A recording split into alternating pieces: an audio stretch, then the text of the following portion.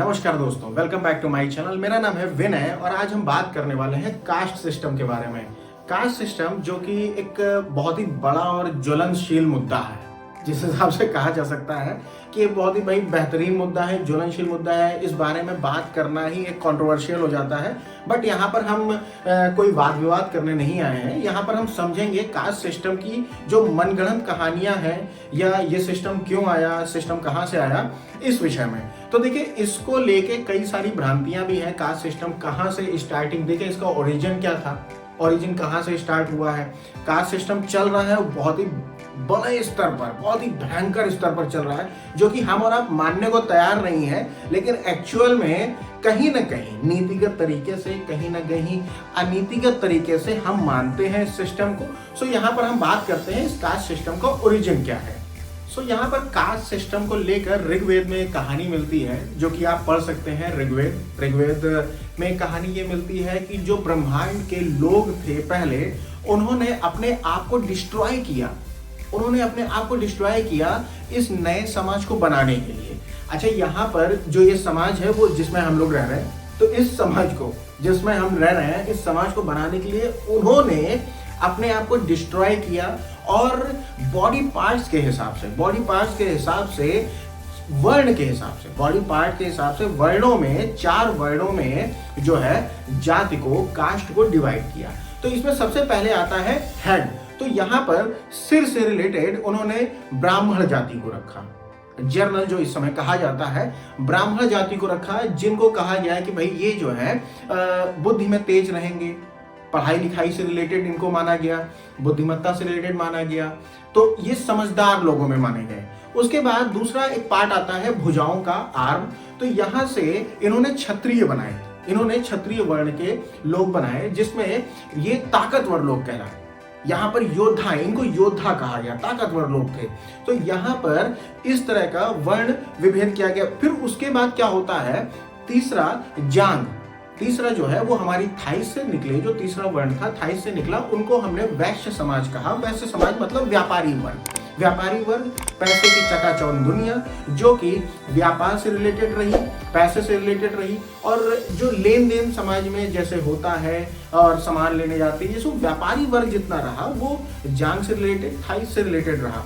और जो शूद्र वर्ग था, शूद्र वर्ग, उनको पैरों से वर्ण में बांटा गया। पैर, जो पैर थे वो शूद्र के हिस्से में आए। और शूद्र जो हमारे यहाँ इस समय लेबरर वर्क जो करते हैं, जो कि सारे छोटे मोटे वर्क करते हैं, काम करते हैं, जैसे भाई अब सिलाई, कढ़ाई, बुनाई, दूसरी चीज हो गई भाई लोहार का हो गया काम, या मजदूरी का काम हो गया, जूता काटने का काम हो गया।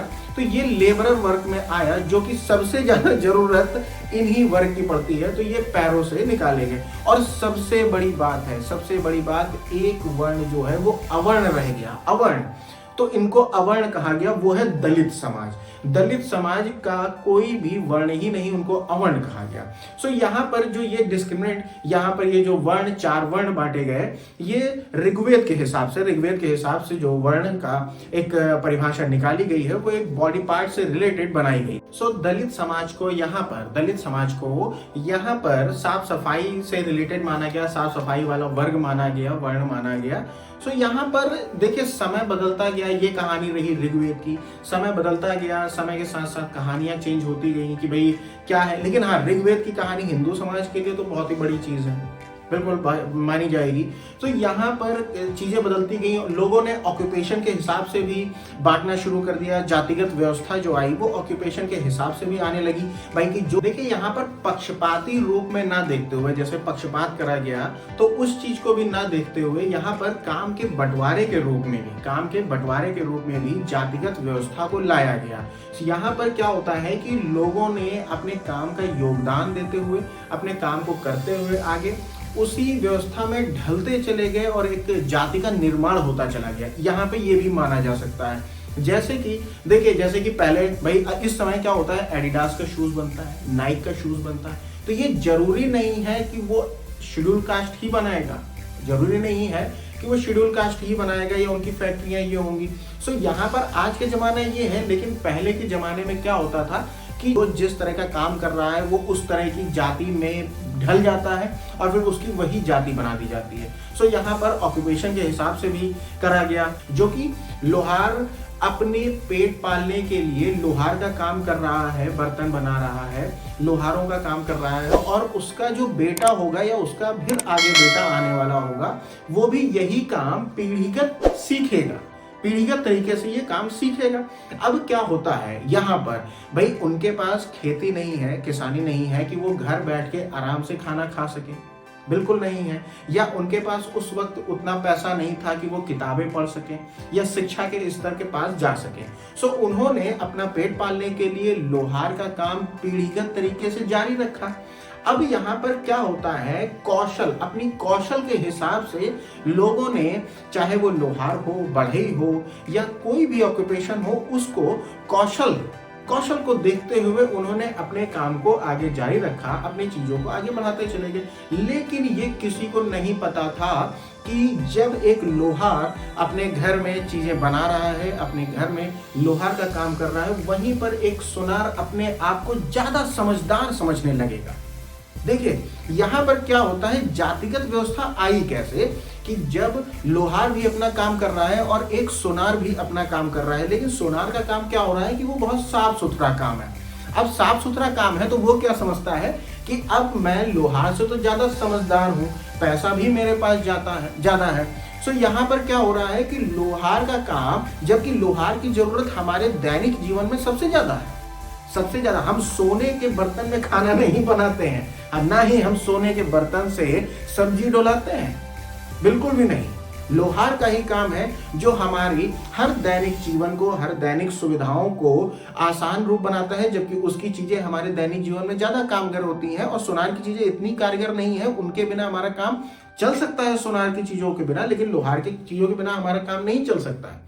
बट सोनार इस जगह अपनी चीजों को बनाने की प्रक्रिया, बनाने की चीजें, पैसे, इन चीजों से वो अपने आप को ज्यादा आंकने लगेगा, समझदार व्यक्ति समझने लगेगा, और यहीं पर धीरे डिस्क्रिमिनेट स्टार्ट हो जाता है। लोहार अपने आप को नीचा और दबा हुआ समझेगा और सोनार अपने आप को एक सेठ की तरह मानेगा। सो यहाँ पर इस तरह की चीजें आई और डिस्क्रिमिनेट फैला और जातिगत व्यवस्था की राह पर हम आगे बढ़ने लगे। यहाँ पर ये चीजें भी रही। सो इस तरह की जातिगत व्यवस्था रही, व्यापारी वर्ग रहा, भाई योद्धा भी रहे, व्यापारी वर्ग रहे, वैश्य समाज व्यापारी वर्ग में चला गया, शूद्र इस तरह धीरे धीरे, भाई जो छोटा काम कर रहा है, लोगों की नजरों में छोटा काम है, लेकिन वो एक्चुअल में छोटा काम नहीं, वो एक काम है, एक वर्क है जो कर रहा है, वो अपने परिवार को और पेट को पालने के लिए कर रहा है। लेकिन ऑक्यूपेशन के हिसाब से ये चीजें और जातिगत वर्ण व्यवस्था स्थापित होती चली गई समाज। देखिए यहाँ पर क्या होता है कि जो एक ब्राह्मण समाज का व्यक्ति है वो अपने आप को क्षत्रिय से श्रेष्ठ समझता है।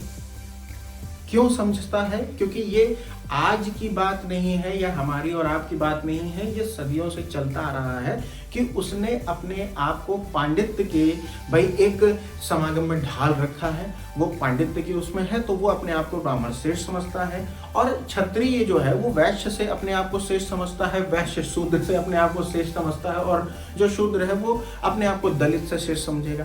तो यहाँ पर श्रेष्ठता की जो ये परिभाषा है ना कि अपने आप को श्रेष्ठ समझना ही एक रंग भेद और हमारे पास जातिगत वर्ण व्यवस्था को लेकर आता है। जबकि आधुनिक समाज में जहां पर हम और आप रह रहे हैं, यहाँ पर हम ये बिल्कुल नहीं मानना चाहेंगे, ना आप मानना चाहेंगे, ना मैं मानना चाहूंगा। यहाँ पर खड़े होकर जो मैं वीडियो बना रहा हूँ, बिल्कुल मैं नहीं मानना चाहूंगा कि मैं जातिगत व्यवस्था को मानता हूँ, लेकिन बिल्कुल कहीं ना कहीं एथिकल आप मानेंगे, कहीं ना कहीं वो एक जातिगत व्यवस्था आपके दिमाग से आएगी जरूर। सो यहाँ पर ये बहुत ही गहरी खाई है जिसमें हम दबे हुए हैं, बिल्कुल दबे हुए हैं, और हमें निकलना होगा। हम ये समझते हैं कि जातिगत व्यवस्था 4 वर्ण सिर्फ भारत में ही क्यों आई।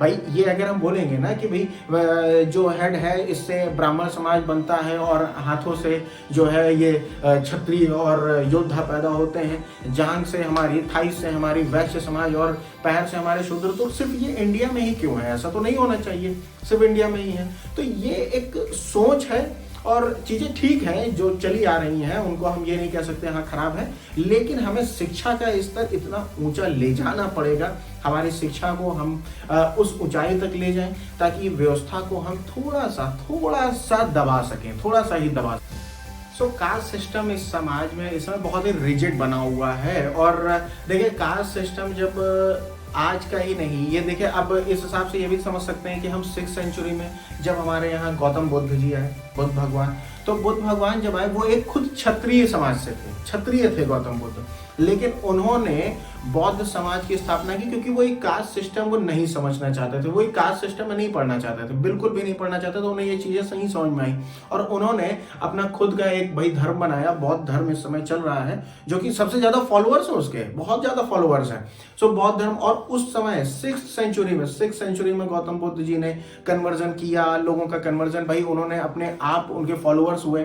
और अब हम ये भी देख सकते हैं कि 6th सेंचुरी के बाद हम 19th सेंचुरी में आते हैं, जबकि डॉक्टर B.R. अम्बेडकर, देखिए B.R. अम्बेडकर 1956 में B.R. अम्बेडकर जी ने क्या किया, B.R. अम्बेडकर जी ने कम से कम 5 लाख लोग जो लोअर कास्ट, लोअर हिंदू से आते थे, तो उन्होंने क्या किया, इतना डिस्क्रिमिनेट झेलने के बाद, इतनी चीजों को झेलने के बाद जब परेशान हुए, तो भाई हर चीज रही, देखिए समय के साथ आप समझ सकते हैं 6th सेंचुरी से ये चीजें चलती चली, उससे पहले चीजें चलती चली आ रही थी, लेकिन एक कहने की बात है कि भाई 6th सेंचुरी से 19th सेंचुरी तक चीजें नहीं बदली, लोग झेलते चले आए, प्रॉब्लम्स को फेस कर रहे थे, चीजों को, डिस्क्रिमिनेट को फेस कर रहे थे, भेदभाव को फेस कर रहे थे। यहाँ पर B.R. अम्बेडकर के साथ लगभग 5 लाख हिंदुओं ने, लोअर कास्ट हिंदुओं ने अपना धर्म चेंज किया और बौद्ध धर्म में आए।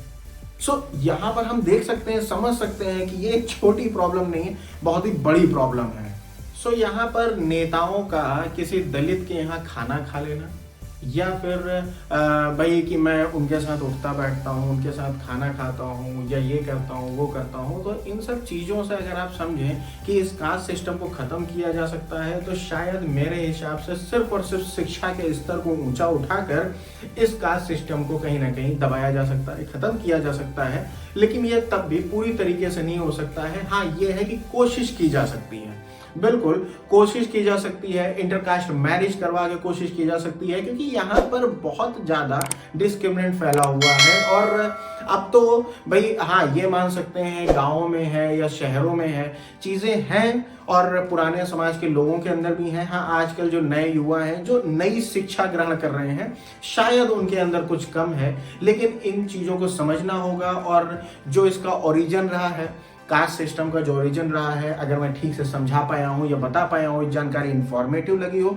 तो आप प्लीज़ कहीं ना कहीं एक अपनी जानकारी के हिसाब से कमेंट कीजिएगा, वीडियो को लाइक करें, ज़्यादा से ज़्यादा लोगों तक शेयर करें, चैनल को सब्सक्राइब करना मत भूलिए, और प्लीज़ इंस्टाग्राम चैनल को सब्सक्राइब करें, फॉलो करें।